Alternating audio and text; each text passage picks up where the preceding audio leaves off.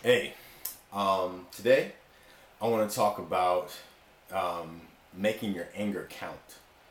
And I'm going to try to express this in as simple way as possible. Okay, so in the Bible, there's this thing that says, anger, but do not sin. So if we want to examine that for a second, well, we all know what anger means. And I know that a lot of people think that it's wrong to get angry. They think that it's not spiritual to get angry. And as I've mentioned in previous posts, that's very far from the truth because just to use Jesus as an example, he got pretty much pissed off as far as I can tell. He grabbed the money changer's table and he flipped it over. And in one passage, it even says that he went and he made a whip of cords and he came back and did what he had to do. So anger in and of itself can't be wrong unless people want to say, well, Jesus did something wrong, which a lot of Christians wouldn't want to say. So let's just say that the anger isn't wrong. But then that means there's got to be a way that anger can be used in a proper way. Because we're taught anger but do not sin.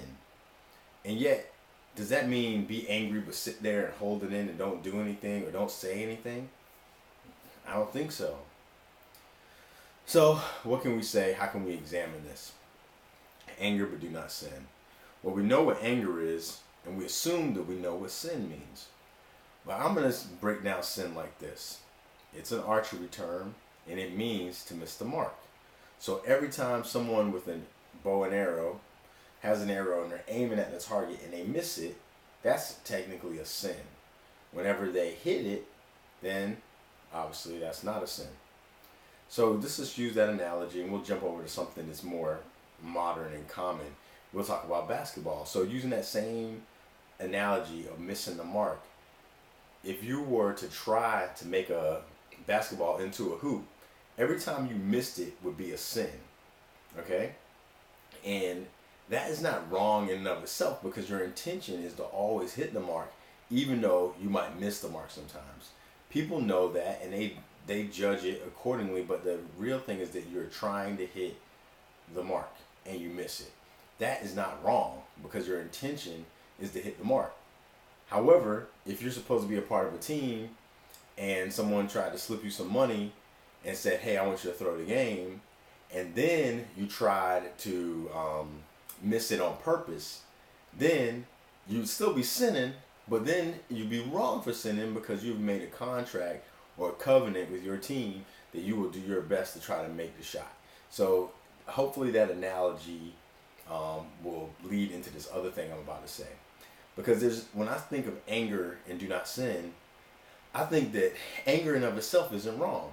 And so since it isn't wrong, how can we anger and actually use the energy that comes with anger, but yet not sin?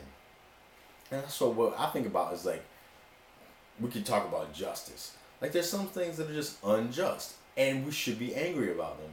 We shouldn't be like, well, I want to be spiritual, so I'm not going to let it get to me. No, we don't do that.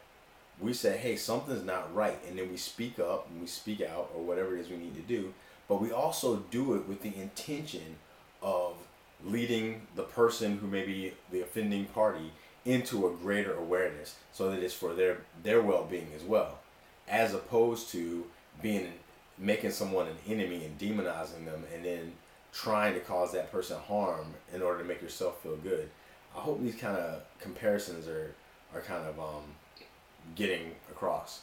So essentially what I'm trying to say is like if someone treats you unjustly and you are angry and you take some kind of action, take that action with the intention of allowing the person to understand where you're coming from and then enlightening them so that they can be a better person, as opposed to saying, oh, I'm mad and I'm going to keep it to myself, which is harmful, or just going crazy and doing something for vengeance sake that doesn't no one any good.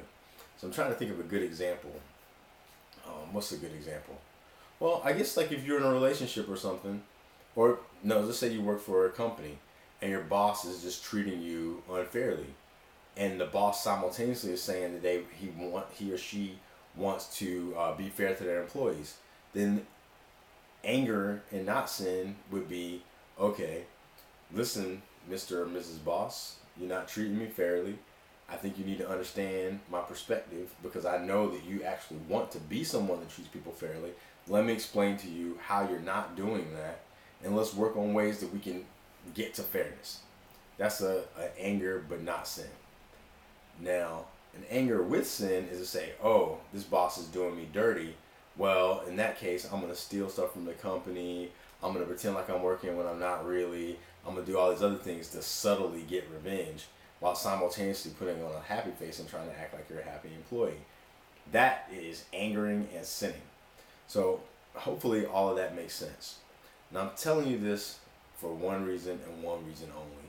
We have to be real. We have to come in contact with what occurs inside of us. And we have to understand the motivations that inspire us or cause us to take action in the world. If we think that we're not supposed to be angry, what we'll do is we'll fake like we're not angry while we really are angry. And then next thing you know, it's coming out in all these crazy places. So we have to first make peace that there are certain feelings that we have that are natural and they should be there given the circumstances. Just like if you stub your toe, you want to feel pain. You don't want to not feel pain. The pain should be there so that you can respond and adjust. If there is no pain or you pretend like the pain isn't there, then you might continually stub your toe until you break the whole thing. So hopefully, I know this is kind of like a ramble and it might not make that much clear sense, but I wanted to just put it out there because I think that until we can come to terms with the fact that like all the myriad emotions and senses and things that happen in the human body all have like a divine purpose, we won't be able to make peace with what occurs in our lives. We won't learn how to like work with them properly with those energies and then be able to actually be healthy human beings. We'll be like all cramped up and doing all kinds of crazy stuff and not knowing what's inspiring us or motivating us. So I'm putting this out here just for people to know that like, look, feelings are going to come up in your life and there's no such thing as a bad feeling, anger being one that people try to avoid. But there is a proper way to apply that. And if you find yourself being like irrational or find yourself like going way overboard and someone brings it up to your attention, listen, because ultimately we're all mirrors of each other. We're all teaching each other because for one reason or other, we can't see our own faces half the time, more than half the time. And so it takes another person sometimes to help you to see yourself clearly. Honor that, honor the relationships that bring you to you, and then try to adjust and try to get better with them. So that's not all flowy like I would have loved it to be, but I think it's some good stuff to think about. So hopefully you get something out of it, and I'll try to write a little something underneath, and hopefully that'll help it make more sense. All right, take care. Bye.